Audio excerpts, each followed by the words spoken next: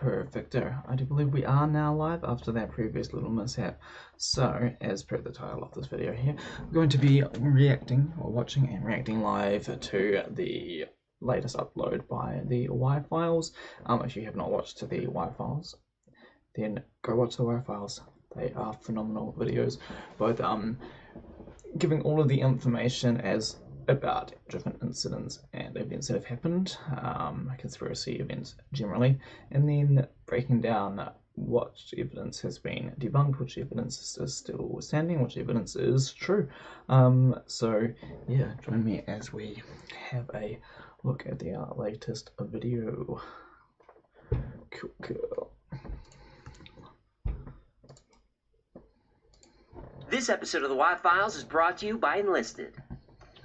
September 14th, 1994 was a quiet night in Zimbabwe. Then suddenly, what sounded like an explosion startled people all over the country. Windows rattled and doors shook. Shocked and confused, I have heard the story before, but I never knew that supposedly it was stuff all over the country. That's news to me. People nervously stepped out of their homes to see what happened, but everything looked fine. They went back inside to bed. But one woman wasn't satisfied. Cynthia Hind drove around the capital city of Harare looking for the source of the sound, but nothing seemed unusual. But back at home, Cynthia's phone rang relentlessly. She was a UFO investigator, and witness reports were coming in one after the other. The news claimed that the sound was a sonic boom caused by a meteor shower, but Cynthia wasn't so sure. Eyewitnesses near Lake Kariba described bizarre lights in the sky earlier that week. Lights in a row that moved erratically. Fast, then slow. First north to south, then east to southwest. Meteors don't do that. Cynthia suspected there was much more to the story. And 2 days later, she'd find out. She was right.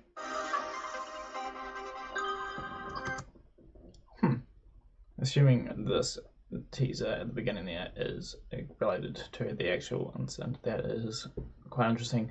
Essentially, what I know of the story so far is that some kids in a school in Zimbabwe, it's a relatively rich school, they all witnessed a UFO, and there is some level of corroboration of the reports of the UFO, and then all the kids were followed up not that long ago, and they are all sticking to their same stories. Yeah, do I believe that kids can lie? Yes. Do I believe that kids can lie in unison? No. Anyway, let's go.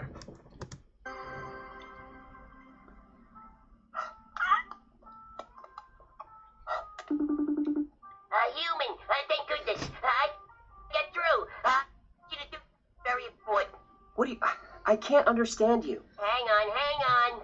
I don't have good reception. How's that better? What are you doing? You're supposed to be on a plane coming back here. Well, Gertie and I are on our way back now. No thanks to those morons at the airport. Now what? Well, when the blue shirts at the TSA told me no camels were allowed. Well... She's an emotional support camel. Yeah, I don't know And she wouldn't fit through the see-through machine, so they had to, I'm sorry. I do love Are these you edits crying? that they do. I do love the fish as well. It was just sort of grating, you know. The way great. I can't. What? They What? They searched her hump. I know, baby. I know. It's over now. Daddy's here. Well, I'm sorry they did And that. then we get on the plane, and they tell me she has to go under the seat. How was she And supposed to... that, sir, is a bridge too far. Didn't she suffer enough indignity for one day? Look, I'm sorry about that, but I'm not sure how I'm supposed to help you, pal. Oh, I got it handled. But I need you to get my computer. You remember my password? You mean password? Yes, my password. No, I mean... Okay, I'm in. What am I doing? All right, open up and list it for me. And finish... Supposed to help you, pal. Oh, I got it handled. But I need you to get my computer. You remember my password? You mean password? Yes, my password. No, I mean... Okay, I'm in. What am I doing? All right, open up and list I it don't for get me. it. And I finish missed the invading joke there, Normandy. clearly. Invading... Wait. Is this today's sponsor? It sure is. Enlisted is a free World War II multiplayer shooter game. Ooh, I like World War II stuff. But is it accurate? You bet your primate patootie it is. All the equipment, uniforms, locations, and vehicles are historically authentic. And you have to can use them the way they were used back then. You can also customize all your stuff based on...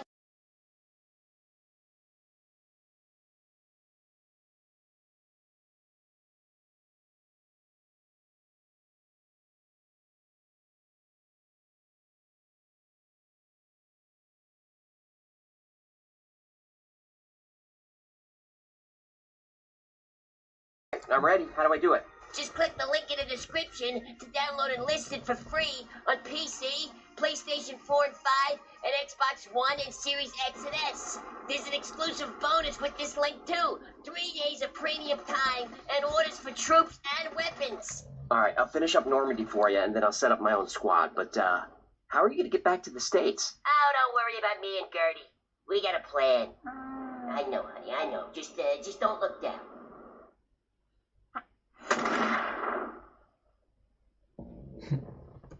The town of Rua is located about 14 miles southeast of Zimbabwe's capital, Harare. Surrounded by farmland, Rua is a small agricultural community, but not poor.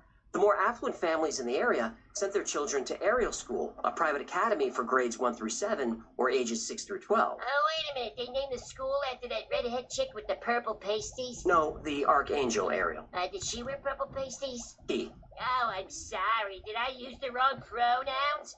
2023 is so annoying. September 16th was a quiet, sunny day at Ariel School, and the students were at morning recess. Some kids were kicking soccer balls, others were playing tag or hanging out under the trees. The teachers were in a meeting, so the kids had the yard to themselves. A few minutes after 10, the children noticed a strange buzzing noise. At first, it seemed to come from everywhere. It sounded like a swarm of bees or faulty electrical lines. The children were nervous, but then the sound stopped. But a few minutes later, the sound was back, and much louder than before. The kids looked around for the source, and there, hovering above the trees, was an object.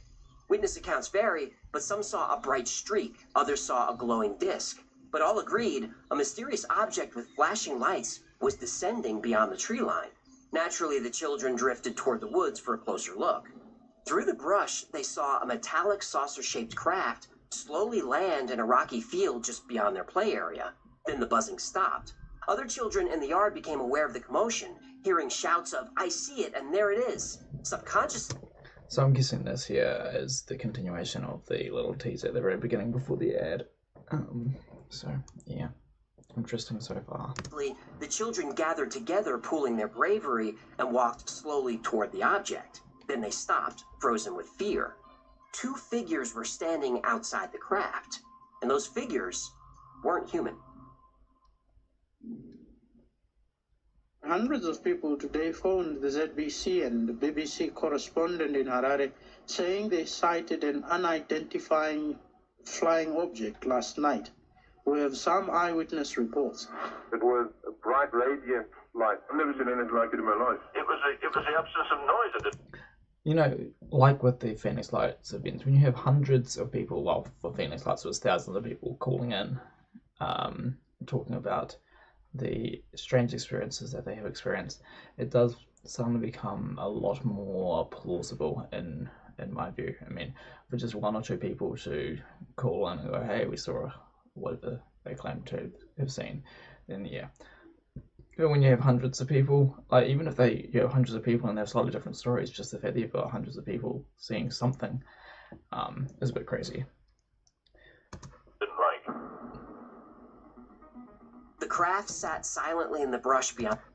And yes, I know that doesn't mean it's aliens if you have hundreds of people calling in, but I mean, by definition, that is an unidentified flying object, not a alien object, unidentified, and you've got hundreds of people talking about it.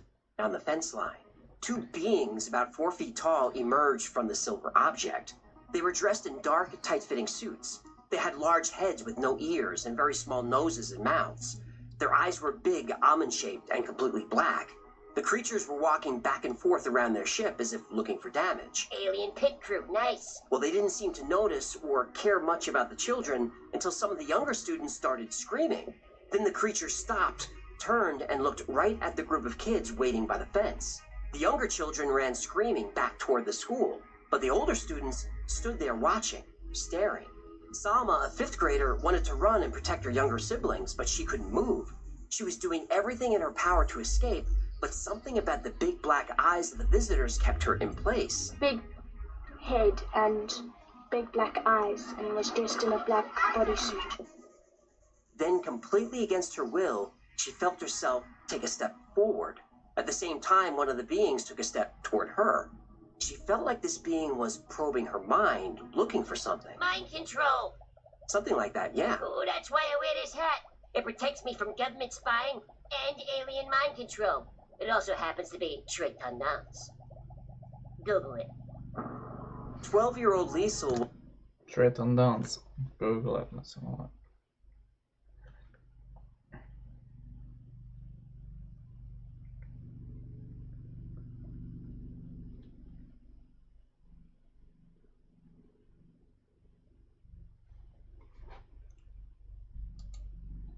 Forward. At the same time, one of the beings took a step toward her. She felt like this being was probing her mind, looking for something. Mind control. Something like that, yeah. Oh, that's why I wear this hat. It protects me from government spying and alien mind control. It also happens to be très tendance. Très tendance. Oh, I've got these.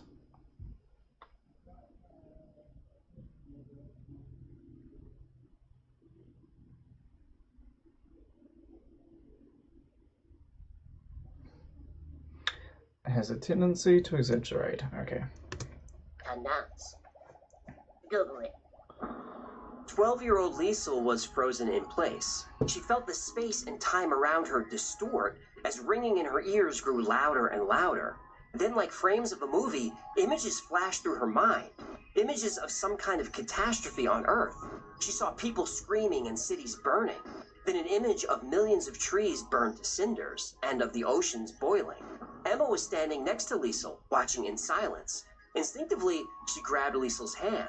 At that moment, images crashed into her mind.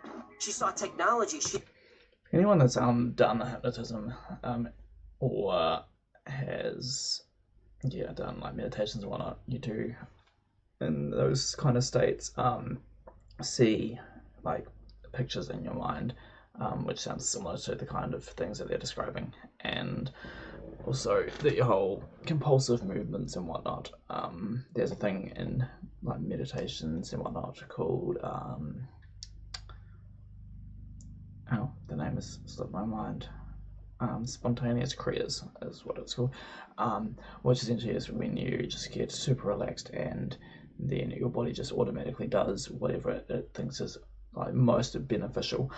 So like, for example, like if you've got like a neck tension, it'll like adjust your neck and whatnot. So that could be like the kind of thing with the aliens could be making them just like in a hypnotic state, and then as a result they just feel like they should be walking closer to the aliens, assuming the story is legitimate. She didn't understand, but she knew it was bad. She saw smoke, bodies lying in streets. She was terrified.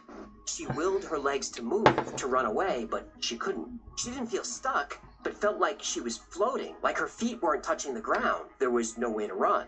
I shouldn't go. Yeah. And yet, I want to go. Yeah. Emily, a 5th grader, felt like all the air around her was gone. She had to remind herself to breathe. She thought she might pass out. She was aware of the other children next to her, but they seemed so far away. The only sound she could hear was the blood pumping in her ears. She knew she needed to run, but there was something about those big black eyes. She couldn't look away. Salma took another step forward. Then she heard a message in her mind. No words, but she still understood. The being wanted her to come closer, so she took another step. At that moment, she sensed the beings. One moment.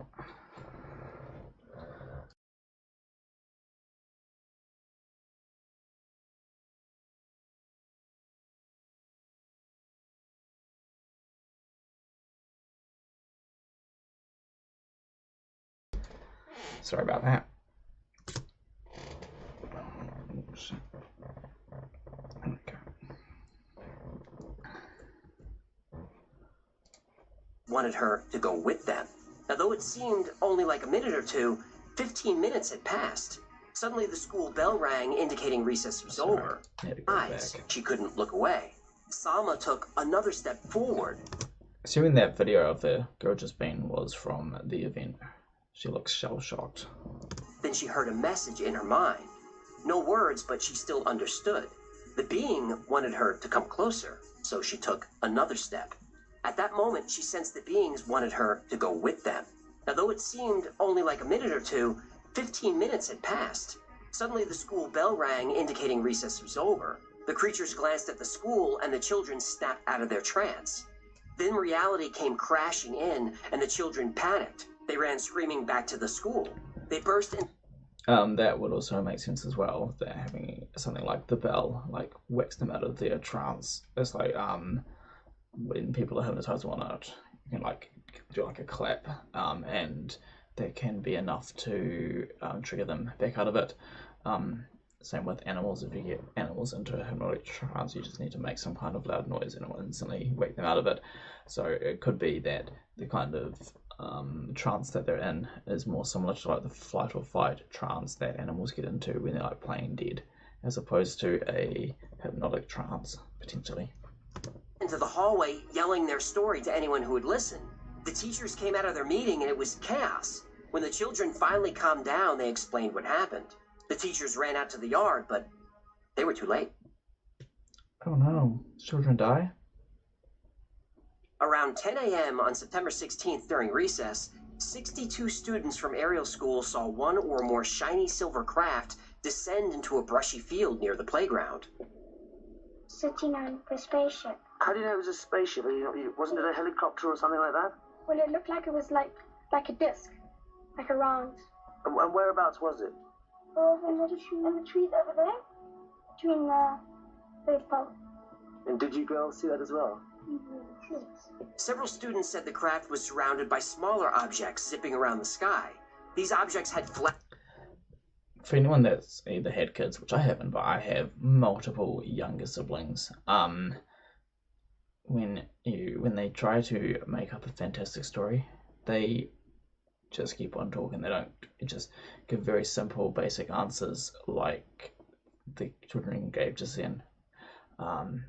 Yeah, wouldn't be like, oh, they're over there. People like, they were over there, and then, you know, there was a blah, blah, blah, and they rode on elephants, and it was really crazy because they had shark teeth, not just basic details. It sounds like they are reporting on what they actually saw or thought they saw, rather than just making up some story.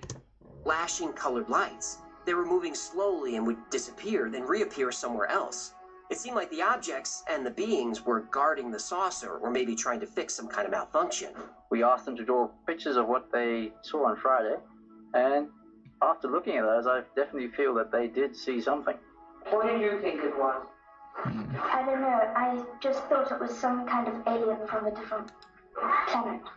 Well, I was playing in the playground, and then we saw something silver, and then we quickly ran to the logs, and we saw a silver thing, and we saw a man standing next to it.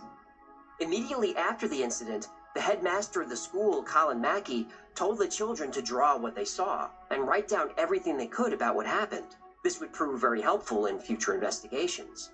Reports varied, but all shared core similarities. A number of beings emerged from the craft. The beings were humanoid, with large heads, small mouths, and large, dark, oval eyes, wearing tight black suits. Some of the children said there was a being walking or running around the top of the craft. Others said it was moving around on the ground. But the way the beings moved was strange. We saw this black figure running in slow motion. The strange thing was it seemed to be in very slow motion. The way the beings moved spooked some of the younger children, and they began to cry and scream. This drew even more attention from the other students nearby. I suppose if they were not actually running but maybe floating, then it could look like a slow motion kind of movement. Yeah, but running in slow motion seems bizarre. It also drew the attention of the beings. Then the children noticed the being in front of the craft was looking back. And even though its mouth didn't move, the children heard it in their minds. How did those thoughts come to you? Did they come to you from the craft or from... From the man. The man. And the man, did the man say those things to you? How did he get that across to you? Well, he never said anything. It's just that the face is the eyes. How did that get communicated to you? I don't know. But somehow it did, is that? Yeah, it came through my head. The adults at Ariel School didn't know if the children had seen a UFO and aliens, but they believed they saw something. I agree that it could be something that we are not common with. The event happened on a Friday, and over the weekend, some parents were searching the field behind the school looking for physical evidence. They did find some flattened brush, but that could have been caused by anything. When Colin Mackey got to work on Monday morning, his desk was covered with letters and messages from parents, demanding to know what terrified their children. If we're going to keep discussing this...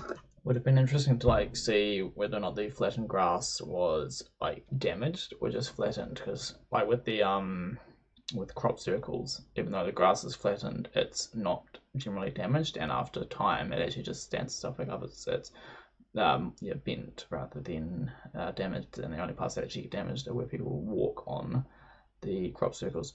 But I don't think they would have been thinking about that at the time. They would have just been seeing flattened grass and not been paying attention to how the grass was flattened. The parent is going to be knocking on my door every single day. Some students were so traumatized they wouldn't return to school for a few days. A couple of students wouldn't return at all. Colin Mackey knew that he had to get to the bottom of whatever this was. He had to make sense of it to solve it. But to do that, he would need help. There were roughly 100 kids in the playground, broad daylight, Ariel School, Rua, Zimbabwe, 1994, and they got within some of them within arm's length of these beings. But those kids, the way they were talking about it, the way they were drawing it, you're like, wow, it really does seem like something happened to them. I get goosebumps. I'm assuming Joe Rogan probably thinks they're on DMT, based on that's Joe Rogan's answer for everything. By the way, hello to my viewers watching. Anyway, let's continue. Still to this day, after spending over 6 years investigating this case, it just gives me the goosebumps when I see that, because those kids aren't lying. In the few days after the loud sound was heard all over Zimbabwe, Cynthia Hind would continue to study witness reports of the supposed meteor shower. Professor Ewan Nesbitt, who worked at the Greenwich Observatory in London, told her that a Russian satellite had entered Earth's atmosphere. As the satellite burned up, it caused strange lights in the sky and what sounded like an explosion. Some pieces of the satellite were actually recovered in the city of Karoi outside of Harare. But a disintegrating satellite didn't match the descriptions given by the witnesses. We saw this a silver thing down there. It was a silver oval thing that flew past really slowly. I saw the bigger one and a spaceship, like 4 or 5 of them. It was red, green, and yellow. There was this big ship. It had these lights, these patterns, and it flew. The news outlets had encouraged witnesses to call. It's always possible that it's not a case of this or that, but a case of this and that, and both. There was a Russian satellite that came down, and also unexplained flying objects, UFOs, as it were, and also based on the sheer volume of reports of extra or UFO activity around military-related things, then having UFOs around a crashed satellite would also make sense. With any information they had about the mysterious object. Hundreds of people called the local television station and the BBC station in Harare. What they reported did not resemble a meteor shower. These things were flying in a pattern, and there was no sound. No wings, no nothing. Shining over thing. As the Continental Coordinator for MUFON, the Mutual UFO Network, Cynthia had her own theories about what might have been seen in the sky that night, but she needed more evidence.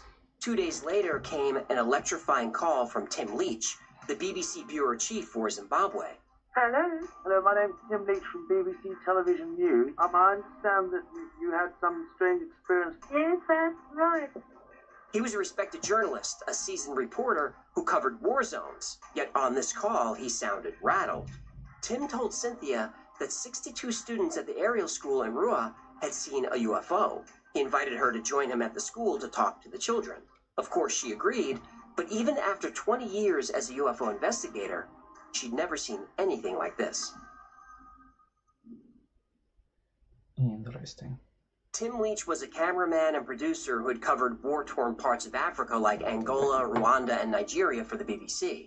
He was familiar with gunfire and tense situations. He even witnessed the deaths of several colleagues. Despite his experience, Tim was unsure about how to proceed. The BBC is known for fact-based reporting. If you think the media is reporting facts, I have an NFT to sell you. Well, they require multiple sources to run a story. If you count anonymous sources. Tim had over 60 sources, actual sources, yet the story... You know, that is one thing that irks me off with the modern day media, is it's impossible now to tell whether or not they are giving fact-based information or they are doing some kind of disinformation, or whether or not they are doing a distraction, just because there's been so much disinformation and you've got no clue, no way of telling, well, no way of telling at face value what is true and what is false in the mainstream media. I do believe that there are ways to tell, but not just by watching it. Yeah. And the whole do your research crowd, probably not quite the best way to go about it. Yeah. Still wasn't considered credible.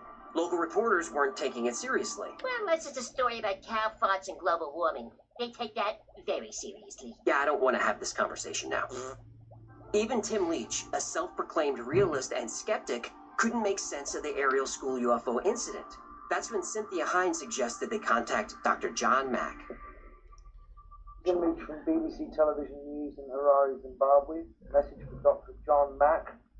This concerns a UFO sighting over a school where it hovered, landed, a black man got out, but of course we're having difficulty being taken seriously in spite of being the BBC. Please call me as soon as you can. Thank you. Dr. Mack was a psychiatrist who specialized in child psychology.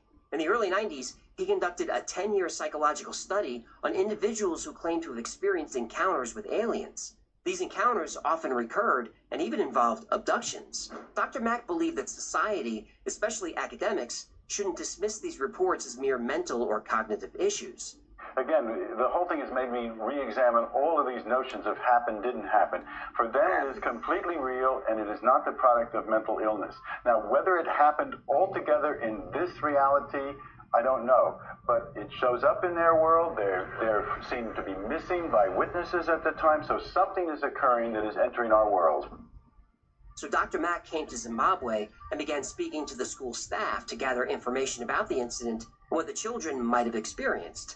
Although the teachers didn't witness the event firsthand, most of them, including the headmaster Colin Mackey, believe the children...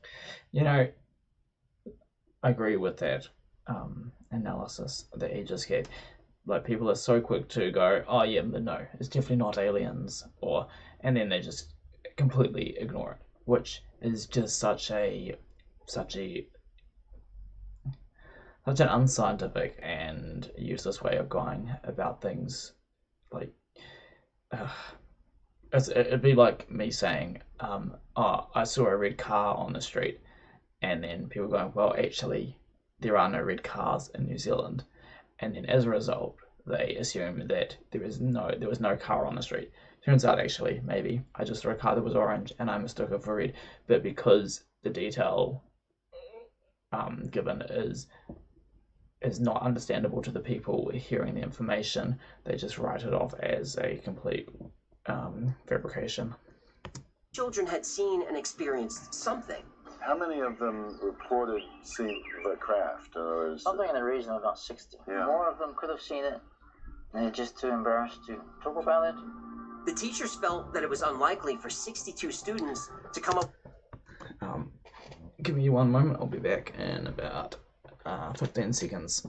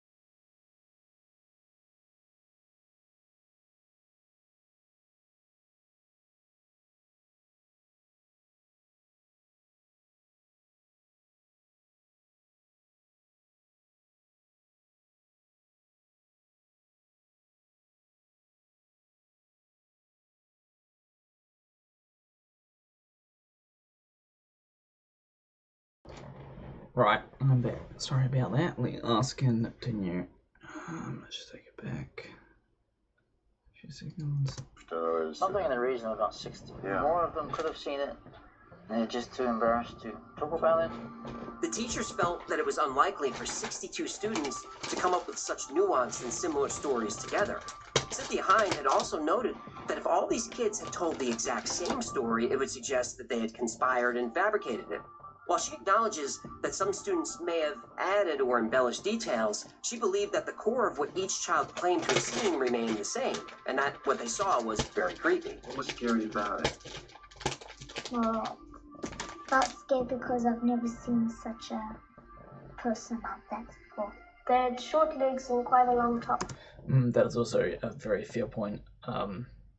Yeah, having got multiple younger siblings, as I mentioned earlier, when they tell a story, it always is similar but not precise because people see things differently. And yeah, if they all said the exact same thing, then it'll be like they had just read something off or come up with a story, and yeah, that's when things start to sound really unlikely. For the big kids and eyes that are bigger than ours. And it had big eyes. That's all I saw about it, big eyes. The figure on the ground approached them and stopped just a few feet away. The children said it stared intently at them, at all of them, and this was unsettling to some kids and downright scary to others. I was just getting really scared. What were you scared would happen? And I thought the aliens would attack me. Would attack you and do what? Hurt you? Yes. And Dr. Mack interviewed some students who were visibly upset when recalling the encounter. It looked evil because it was just staring at me. As if to do what? I know this is hard. I know it's hard. Try to. Oh god, she looks so uncomfortable. For anyone that's ever had sleep paralysis, where you are sort of half awake, half asleep, and you see things in your room, if you start to feel scared, then everything that you witness starts to become sort of demonic or like, yeah, just grotesque, scary things. However, if you have sleep paralysis and you realize what's going on and you go, this is cool, then you can visualize, like, say, having, like, I don't know, just cool stuff in your room. Like, I have a mate who, whenever he has a sleep paralysis moment, he'll visualize cool cars, and then we'll have awesome cars show up in his room. So depending on how you're feeling, whether or not you're feeling scared or whether or not you're feeling excited or happy, then the experience, well, during sleep paralysis will show up that way. Same with if you're taking like psychedelic drugs. If you're feeling happy, the experience will be happy. If you're feeling bad, the experience will be horrific, and people see horrific things if they are if they're scared. And it seems similar in this scenario here, where some of the kids had a horrible experience and others not so much, and it seems to be fully determined based on fear or not. It's hard to put into words what you felt, I'm sure. You know, there's something more going on here than what met the eye. The children also felt the being was trying to send them a specific message, and even put images into their minds. Okay, what do you imagine is his reason for visiting Earth? I think it's about something that's gonna happen. So it's gonna happen? Like what? There's pollution or something. Pollution? Yes, they want people to know that the being was trying to send them a specific message, go back and even put images into their minds. Have a look at this. Okay, what do you imagine is his reason for this? He does a one-sided shoulder shrug, which is a really non-confident movement. I mean, people legitimately don't know something, you'll shrug with a shoulder like, I don't know what's going on. Whereas if you, like, the one-sided shrug is generally because you're not confident in what you're saying. It's not necessarily that you're lying, but that you are not confident. And at the time when he does his one-sided shoulder shrug, he's making up what he's making up stuff based on the person asking him questions, and so he's going, I don't know, like pollution or something, because he's been forced to make up something, potentially. I think it's about something that's gonna happen. So it's gonna happen? Like what? I really would love to see a body language expert, like the behavior panel or behavioral arts on YouTube, do a breakdown on what they're seeing in their body language. I think it's a real shame that those kind of channels focus on just like true crime or like pop culture gossip things, when they could be focusing on interesting things like this. Like, I mean, the behavior panel, they did Bob Lazar, but like the Bob Lazar story is just, it's not that worthwhile doing. Whereas something like this here, using body language analysis to determine what these kids are thinking and feeling, would be a fascinating thing to do. Yeah, it makes me want to do learn body language analysis more than the basics that I know, just so I can do it. Pollution or something. Pollution? Yes, they want people to know that we're actually making harm on this world, and we mustn't get too technologized.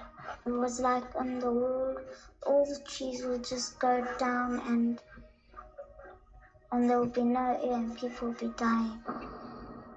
Dr. Mack found it interesting that the message sent to the children didn't offer any solution.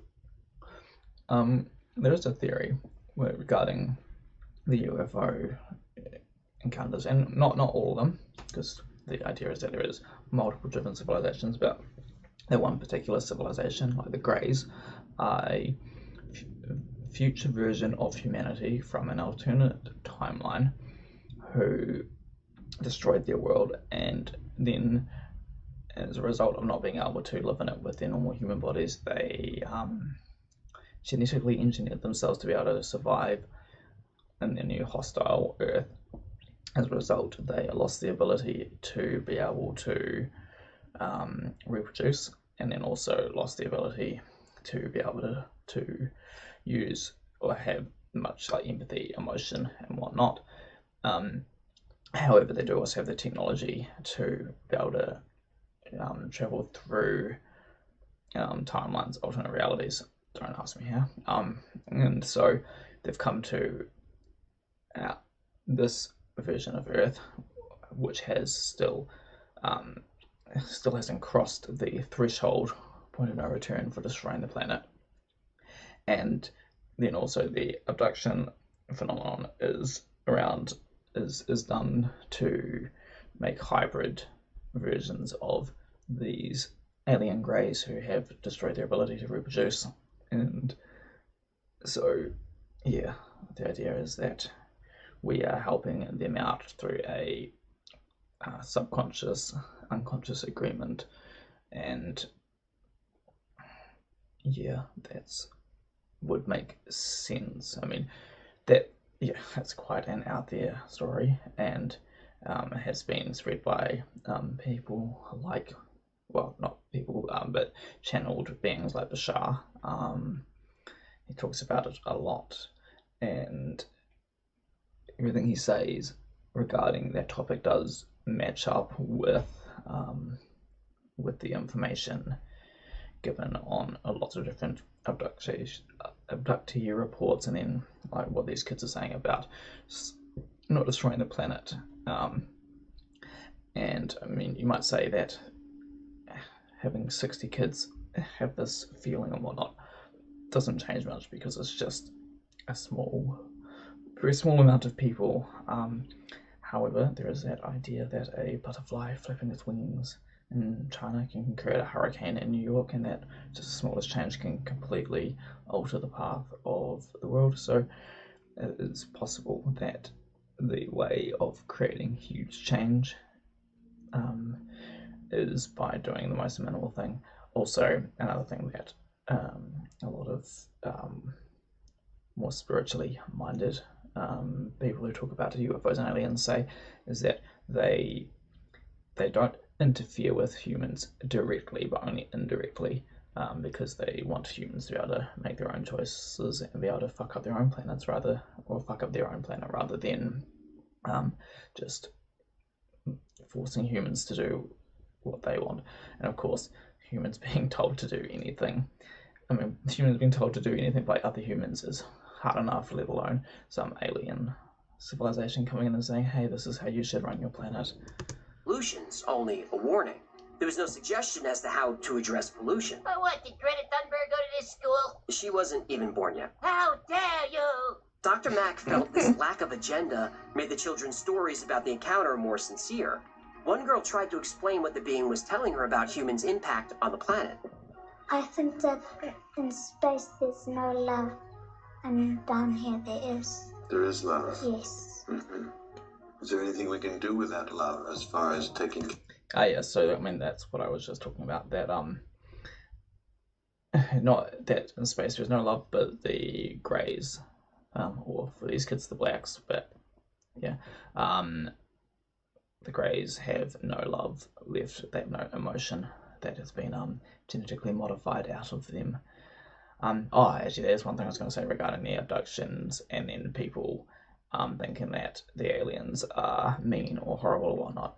If you have no real emotion and you just have an agenda of we need to clone ourselves so that our species can continue, even if you have an agreement with the people you're abducting and whatnot, because you've got no emotion. Imagine a machine, like an AI machine that doesn't have emotion, that is trying to do the best for the machine and the best for humans. And so it does procedures on you without your consent because it knows down at a deeper level that this is going to help you and help the machine. Just go with me on this here. Suspend disbelief.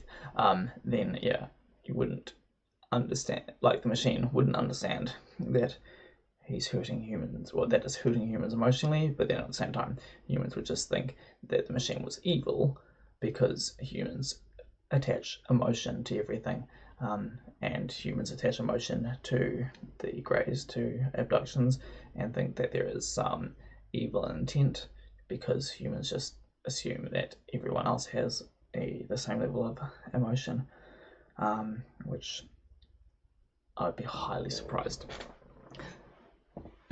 if all potential alien civilizations and species have the same emotional standard of humans.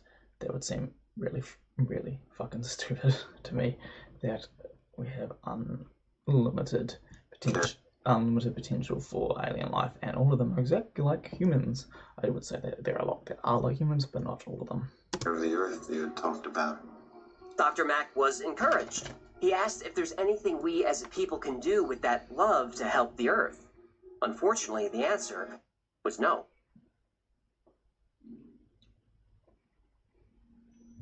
In the days and weeks following the encounter, Ariel's school became inundated with UFO fever.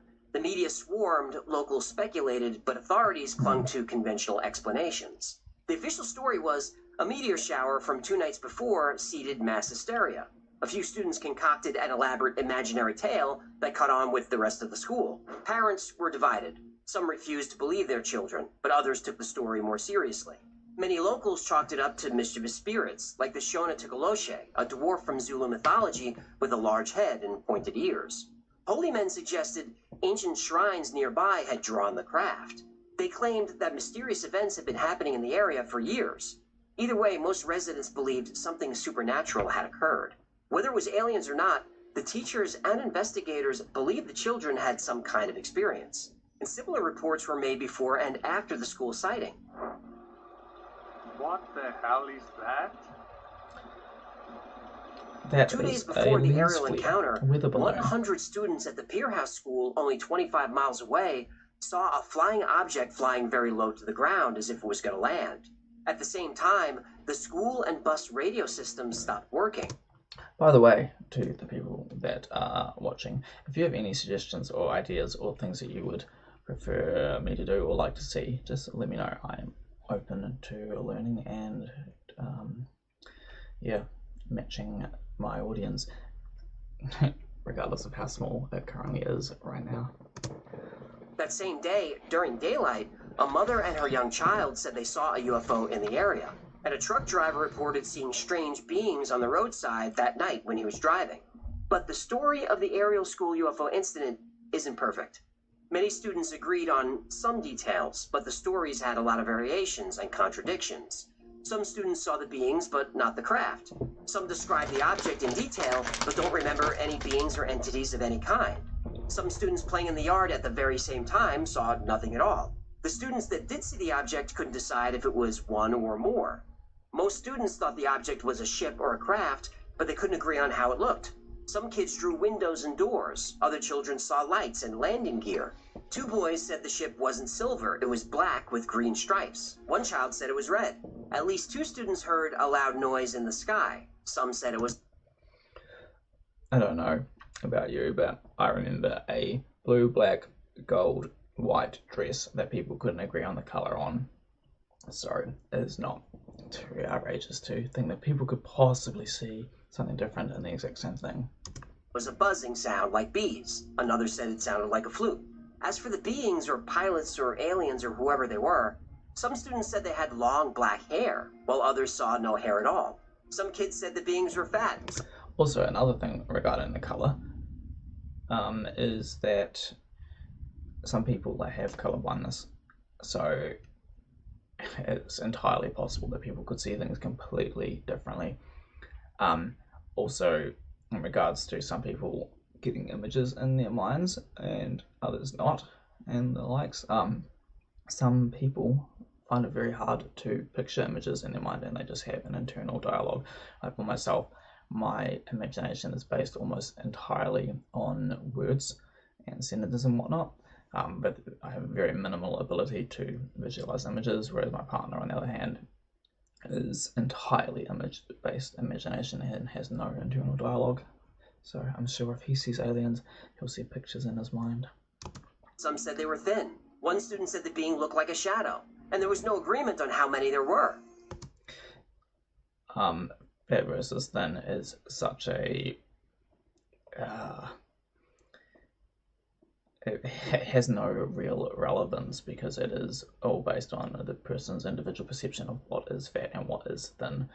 So yeah, I mean, yeah, people, almost everyone on planet Earth would call me thin, unless you are completely anorexic, and then I wouldn't say I'm fat, but I'd say that I'm, you know, far heavier than they are, which I am, so yeah. And Dr. Mack's participation in the case is also problematic. He didn't arrive at the school until months after the event. Meanwhile, the students had spoken to lots of people, been interviewed by the media, and drew countless pictures of what they saw. And that's plenty of time for the story to evolve. And when Dr. Mack finally arrived, he interviewed the children in small and large groups, where they would just agree with each other's stories. And Dr. Mack had a reputation for asking very leading questions. He did the same thing when he spoke to the children in Brazil, who said they saw an alien in the town of Varginha. Vagina. Before Dr. Mack brought up the idea that aliens were communicating telepathically, the children never mentioned it. Same with the telepathic message that the children allegedly received about how the Earth was in danger because of pollution. The students didn't mention that before Dr. Mack joined the investigation. And Dr. Mack was an environmentalist who was very worried about climate change. Oh, you believe in UFOs but not climate change? Of course, one's a real thing and one isn't. For the most part, the teachers believe the students. You know, if that, I mean, yeah, that does sound like it is legitimately the case. They weren't talking about it prior to him coming on the scene. But still, once again, that doesn't debunk the initial thing. Yeah. It's like, yeah, I mean, putting intent into people's minds is really, really easy. It's like someone gets pulled over by the police, and they get a fine for speeding. That's it. That is the full story. But it'd be very easy for me to question the person that got pulled over, and they start telling me their story, and I go, yeah, but, you know, the police are actually just out to get people like you because yeah, they hate people like you. And then the person who had that initial thing will start to think that the story has a hell of a lot more detail to it that doesn't actually exist, but I've just implanted that in their minds. But it doesn't take away from the fact that they were initially pulled over by the police and got a fine for speeding. But now the substance of the story has changed, and now it sounds ridiculous. And if that person goes, guess what, I was driving along and I got pulled over by the police because they're out to get me, because the police hate people that are like me, then you go, you sound like a crackpot now, because I have ruined the story essentially by putting a intent into the person's mind. So did Cynthia Hind. I believe them. I believe they saw what they said they saw.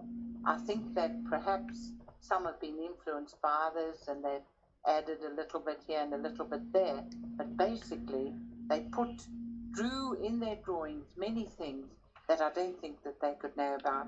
Cynthia Hind wasn't just a UFO researcher.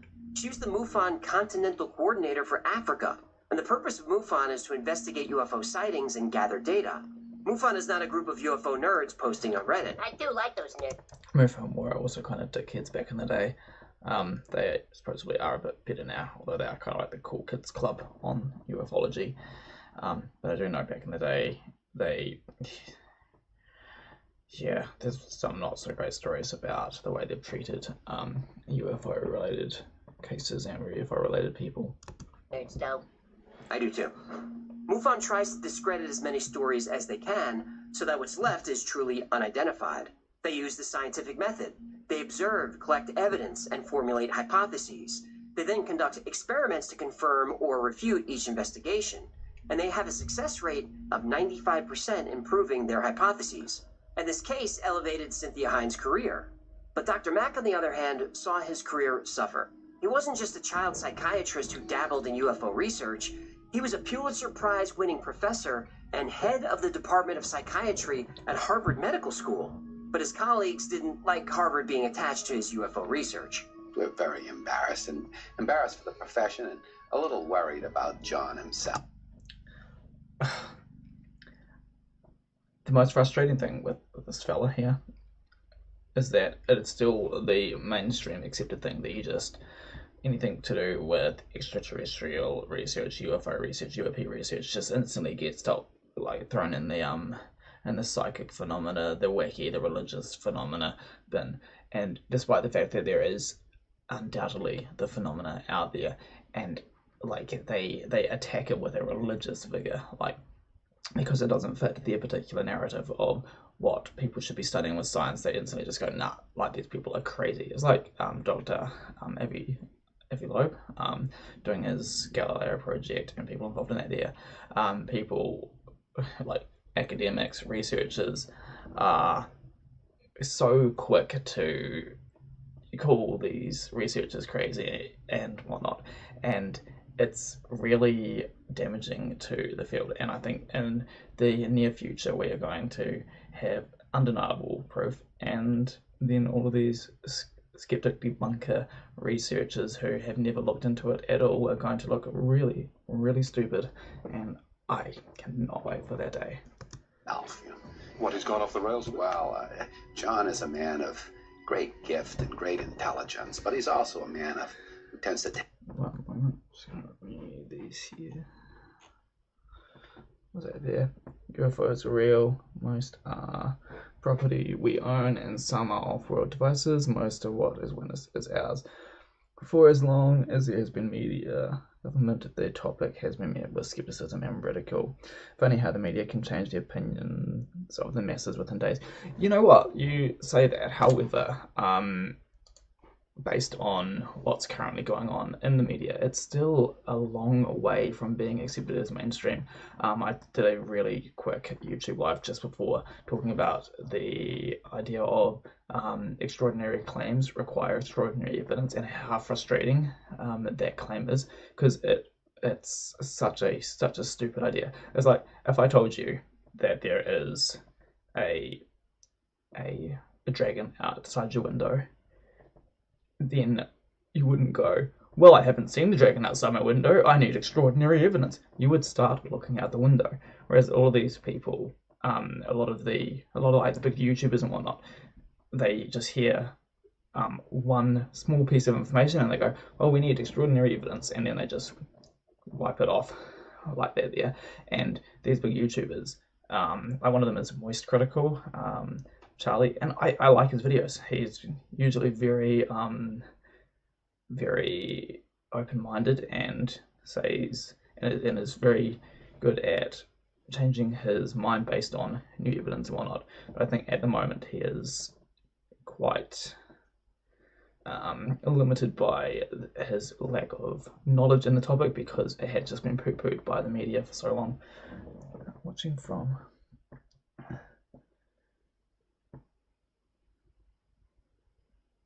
from Los Alamos National Laboratory Isotope Production Facility. I don't know what that is, but thank you, Plant. Anyway, let's continue watching the rest of this here. Take on enthusiasms, and this time he's gone too far. We're worried about him. We hope he'll pull himself together. Harvard Medical School actually formed a committee to investigate Dr. Mack. This marked the first time in the school's history that a tenured professor and department head was investigated without evidence of misconduct. After the investigation, which lasted for 14 months, the dean of Harvard issued a statement that Dr. Mack was allowed to study whatever he wanted. The most fundamental right that any academic has is the right to be wrong. But this... Okay. I know of the Los Alamos Laboratory, but I didn't know it was called Isotope Production Facility. Yeah. Interesting. Yeah, I want to actually go in and watch Oppenheimer, because I find that topic really interesting, especially in the way that the atomic age has ushered in the UFO age as well at the same time. So Valiant Thor, obviously their name is based on the Valiant Thor alien report that came through. So yeah, anyway, thank you for watching my live stream. Yeah, thank you. The statement was not very positive, and Dr. Mack's reputation never recovered. He continued to investigate UFO encounters and alien abductions for another 10 years, but in 2004, he was in London to give a lecture. On September 27th... Vital information is mostly kept away from average citizens, and what ends up in the hands of the public is diluted to the point of uselessness. Yeah, absolutely. And the only way to really get any decent information is just to watch and read as much information as you can, so that you can start to see the pieces that match up. If you only watch one or two things or read one or two books, then it's hard to determine what is real and what isn't. Yeah, it really requires you to know a decent amount of information to be able to formulate any kind of opinion. Life exists around us. We visited often. The civilian space program has found many things on the moon to indicate civilizations, previous if not current. Yeah, absolutely. There is undoubted evidence, and to me it seems insane that we still have such a skeptical, well, the Earth and humans in general have such a skeptical view on the extraterrestrial phenomena. Yeah, I suppose. I mean, a lot of people just aren't ready. They're quite scared of it. Yeah, it's only just recently for me that I've really started to involve myself in the topic. Not that I've ever been against it or a skeptic of the topic. I just have found it somewhat, well, not uninteresting, but just based on where I was at in life, I had way more important things to deal with like my mental health and the likes, and sort of rebuilding myself up after a bit of a mental meltdown as a result of doing some hardcore psychedelics. So yeah, but I'm now quite involved in the topic, thus the creation of my new channel here. Yeah, That's interesting. I still haven't seen a complete ET disclosure will cause mass collapse of the wave function before the appointed time. What you're saying that complete ET disclosure needs to be done at the correct time, as in like if like full disclosure in the next couple of months would cause damage to the timeline. I'm assuming that's what you mean. And yeah, I agree. From the information that I've heard from channelers and the likes, they say that 2027 would be the earliest for sort of a worldwide acknowledgement kind of thing. And what's happening at the moment is slowly building towards that, but just eventually down the track. No, yeah, thank you for checking on in, and looking forward to seeing you around. Dr. Mack was walking home from dinner with friends when he was struck and killed by a drunk driver. Now, his death was a tragedy, but there are people who believed it was more sinister than that.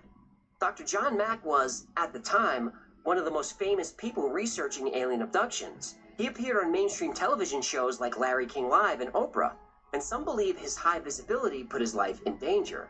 Now, there is no evidence to support foul play, but it is interesting that on the day John Mack was killed in England, 3 other John Macks were also killed in England, and Dr. Mack's family declined to press charges. Men in Black got him. That is the suspicion. But whether his death was an accident or not, Dr. John Mack is just one name in a long list of UFO researchers and whistleblowers who die early.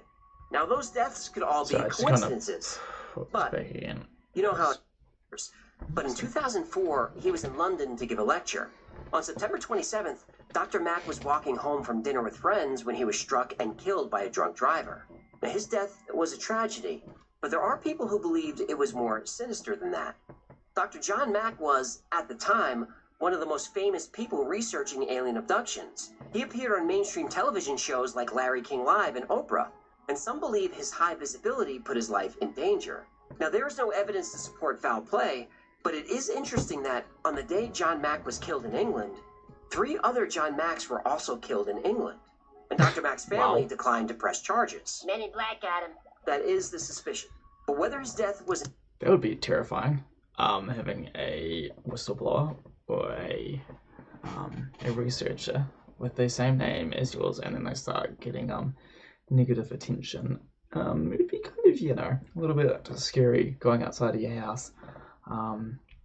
Yeah, that's why I don't reveal my name to anyone. I'm kidding. My name is, I don't mind people knowing my name. It's an accident or not, Dr. John Mack is just one name in a long list of UFO researchers and whistleblowers who die early. Now, those deaths could all be coincidences, but you know how I feel about those.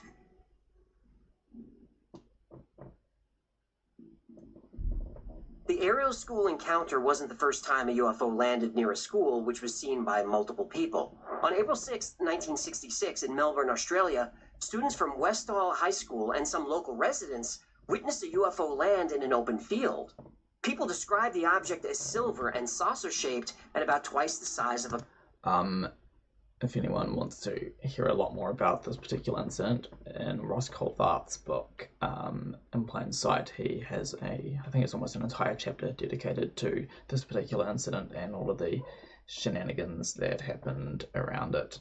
So, yeah, well worth having a look into. A car. After about 20 minutes, 5 aircraft, probably military, flew over the area. The object then lifted off and disappeared.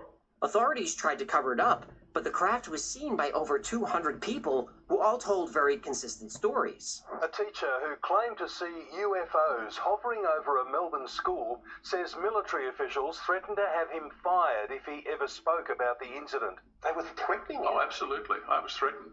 And if he spoke up? Clearly you were drunk on duty, and that will have to be reported to the education department, and of course you'll lose your job. The government had said it was just a weather balloon. Where have I heard this one before? But representatives from the military and government interrogated witnesses, and took soil samples from where the object landed. That doesn't sound like something you do when a weather balloon crashes. The following year at Crestview Elementary School in Miami, Students and teachers heard a strange whistling sound overhead. Looking up, they saw 4 saucer-shaped objects gliding in diamond formation. The craft disappeared for 20 minutes, then returned, changing their direction.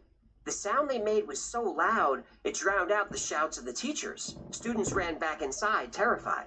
Briefly vanishing again, the UFOs rematerialized for another flyby. Then, in perfect unison, they flipped onto their sides and flew away at an unbelievable speed. This event was witnessed by 150 people.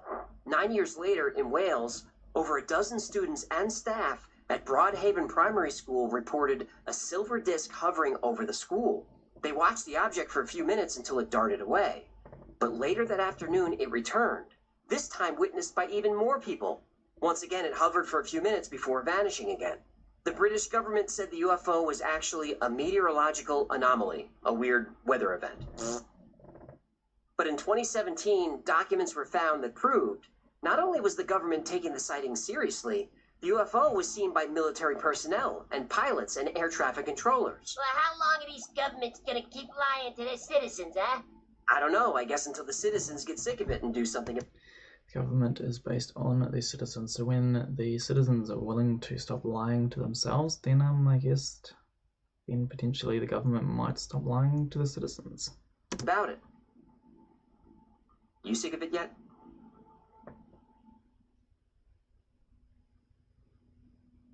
Hey, thanks again to Enlisted for sponsoring today's video. Don't forget to click the link in the description to download for free and get your exclusive... It's free to join. Now, special thanks to our patrons who made this episode. Download for free and get your exclusive Y-Files bonus. 3 days of premium time and orders for troops and weapons. Thank you so much for hanging out with me. My name is AJ, that's Cyclefish. And let's crack a racket. Come on. This has been the Y-Files. If you had fun or learned anything, do him a favor and subscribe, like, comment, share. I know I'm a broken record, but that stuff really helps the channel. And if you'd like to join a great community of people that think just like us, check out the Y-Files Discord. There's thousands of people on there, it's a lot of fun, and it's free to join. Now, special thanks to our patrons who made this episode possible. You guys make every episode possible. I couldn't do this without you. I can't thank you enough. And if you'd like to support the channel, consider becoming a member on Patreon. For as little as $3 a month, you get all kinds of extra... So much longer in the future. There's got so many patrons. I'm really impressed with Y-Files and how long they've done. Inspirational.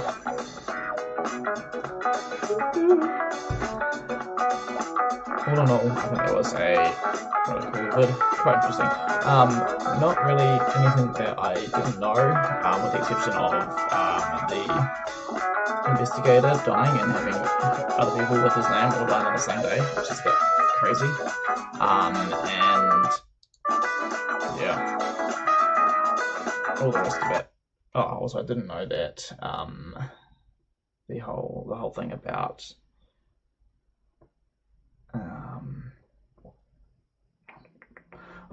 the researcher giving them the suggestion that maybe they saw the images of destruction of the planet and the likes. Yeah, cool. Okay.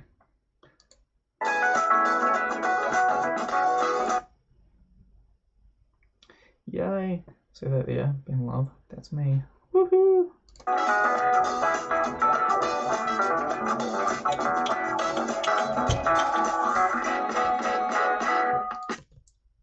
Cool.